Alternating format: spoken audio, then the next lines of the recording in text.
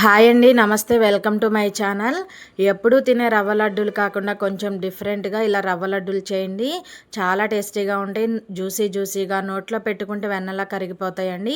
ఈ రవ్వ లడ్డూలు ప్రిపేర్ చేసుకోవడం కోసం ఒక మిక్సింగ్ బౌల్ తీసుకొని 1 కప్పు బొంబాయి రవ్వ, 1 కప్పు శనగపిండి, అరకప్పు కొబ్బరి పౌడరు, కొంచెం సాల్ట్ వేసుకొని బాగా కలుపుకోవాలి. ఇలా కలుపుకున్న తర్వాత 1 కప్పున్నర వరకు కాచి చల్లార్చిన పాలను పోసుకొని బాగా కలుపుకొని మూత పెట్టి 15 నిమిషాలు నాననివ్వాలి.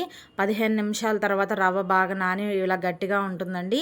ఇప్పుడు కొంచెం పిండిని తీసుకొని ఇలా చిన్న చిన్న బిళ్ళల్లా చేసుకొని ఆయిల్లో డీప్ ఫ్రై చేసుకోవాలి. ఇవి చల్లారిన తర్వాత మిక్సీ జార్లో వేసుకొని మెత్తని పౌడర్లా చేసుకొని పక్కన పెట్టుకోండి. ఇప్పుడు కడాయిలో 2 కప్పుల పంచదార, 1 కప్పు నీళ్లు, పంచదారను బాగా కరిగించుకొని ఇలా షుగర్ సిరప్ అనేది కొంచెం జిగురుగా ఉన్నప్పుడు ముందుగా గ్రైండ్ చేసుకున్న రవ్వ మిశ్రమం వేసి బాగా కలుపుకొని నేతిలో వేయించిన డ్రై ఫ్రూట్స్ వేసుకొని చల్లారిన తర్వాత ఇలా లడ్డూల్లా చుట్టుకొని చాలా టేస్టీగా ఉంటాయి. వీడియో నచ్చితే ప్లీజ్ సబ్స్క్రైబ్.